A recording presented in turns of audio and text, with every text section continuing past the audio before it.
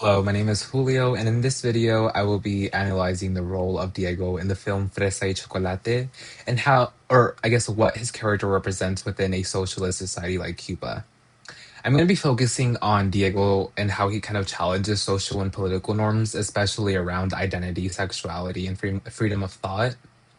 And to do this, I'll be using two main theoretical frameworks. I'll be touching on Judith Butler's concept of gender performance and also Michel Foucault's idea about power and discourse. And these perspectives are going to help us understand how Diego's identity is not necessarily just personal, but also very deeply political, and how his interactions with others, specifically David, kind of creates these moments of resistance within this highly controlled society. I will apologize early on in the video. This is going to be a longer one. Not only will I touch on Diego and his role within the film, but I'll also connect it to modern day contexts and show how these things are still going on now. When looking at Diego's role in the film Fresa y Chocolate, I think that he kind of represents something much bigger than just an individual character. In a socialist society like Cuba, especially during the time that the film was set, there's this strong emphasis on ideological conformity where people are expected to align not only politically, but also socially and culturally.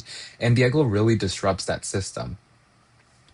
From the very beginning, Diego kind of stands out as someone who doesn't necessarily fit into this ideal Cuban citizen. He's openly gay, intellectual, artistic, and critical of certain aspects of the revolution. And I think that because of this, he is positioned as an outsider. But what is really interesting is how his role is not just to be marginalized, but also kind of actively challenge the system simply by just existing as himself. If I were to connect this to Judith Butler's idea about gender performance, Diego kind of really becomes this clear example of how gender and sexuality are not necessarily fixed traits, but something that is performed. Butler argues that gender is constructed through repeated behaviors and social expectations, and Diego refuses to perform masculinity in the way that Cuban society kind of expects him to. And he doesn't necessarily conform to this like dominant heteronormative ideal of what a man should be. Instead, he expresses himself in a way that is seen as deviant within that system.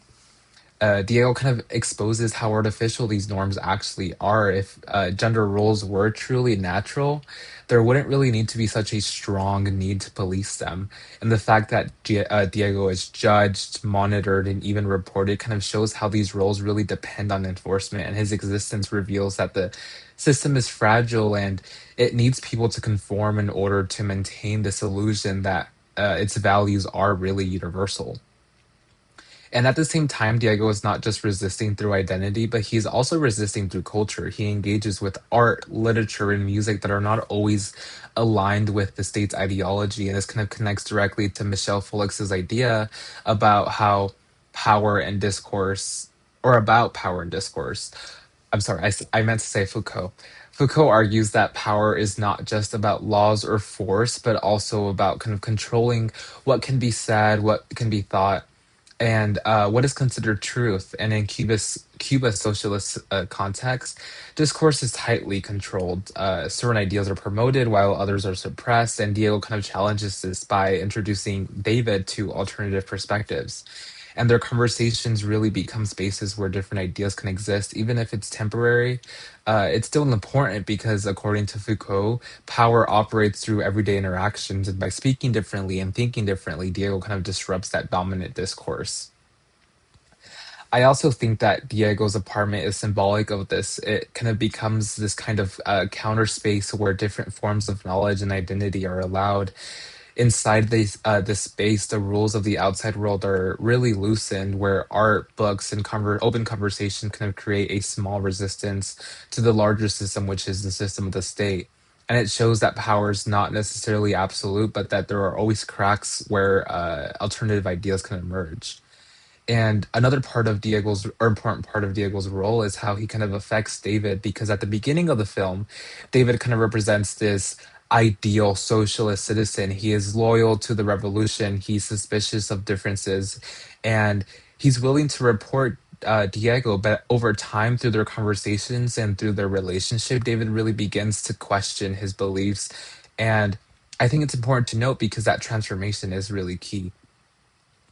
it kind of shows how Diego's role is not just to exist as an opposition, but it to create kind of this change in others. And through dialogue and connection, he kind of challenges internalized norms. And this reflects Foucault's idea about power and resistance and how they're always linked.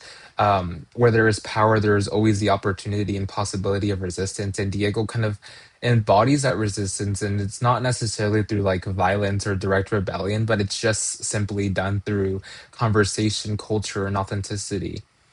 And now, what makes Diego's role especially important, at least to me, is how we can apply this to current events. Um, Even though the film is set in this like specific political context, the dynamic still shows that it's not limited to Cuba. Today, we kind of see systems, whether it be political, cultural, social, um, and those systems really expect people to conform in certain ways. This can include expectations about like gender, sexuality, political beliefs, or even what opinions are considered acceptable to express publicly. And in many places, individuals who challenge these norms are still kind of labeled as outsiders and even threats.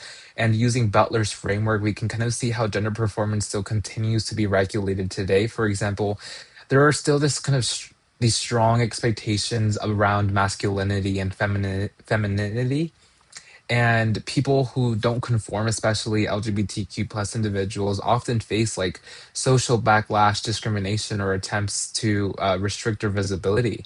And just like Diego, their existence kind of challenges these ideas that um, these norms are truly natural. From Foucault's idea or perspective, this also kind of connects to how discourse is controlled in modern contexts. While there is not, it's not always necessarily done through like government censorship. It still kind of happens through media, institutions, social pressures, where certain narratives are amplified and others are dismissed or silenced. And um, let's just say, like think about debates around education, identity, or even what topics are allowed in classrooms. These are all examples of how power kind of operates through discourse, and social media is another space where it really becomes visible because on one hand it may allow other alternative voices and perspectives, similar to how Diego kind of created this space for discussion with David, but at the same time it also reinforces dominant narratives and quickly pushes people who deviate from them, and this kind of shows that power is still circulating, just in a different form. And what stands out to me is that Diego's form of resistance is really relevant today. He is not necessarily leading a revolution or like kind of organizing a movement. Instead, he's resisting, and his resistance is rooted in everyday action. It's in the way that he speaks, it's in the way or what he values and how he kind of connects with others. And it's similar to how change often happens now. Um, it starts with a conversation, with challenging assumptions, and with creating spaces where different perspectives are allowed. At the same time, Diego's like eventual exclusion reminds us that these systems still have limits. Even today, people who challenge dominant norms can face real consequences, whether it be like social isolation, professional consequences, or even legal restrictions, depending on the context. So while progress has been made, I would say that there's still this tension between conformity and individuality. To finish this off, I'm just going to say that, like, overall, Diego's role goes beyond the film setting. He kind of becomes a way for us to understand how identity and power and resistance still function both historically and today. Through Butler, we see that identity is constructed and reinforced or enforced. And through Foucault, we kind of see how power shapes what can be said and what can be thought. And through Diego, we kind of see how small acts of authenticity and connection can change those systems. Thank you for listening to my reflection on the film Fresa y Chocolate, and I really hope you guys got something out of this.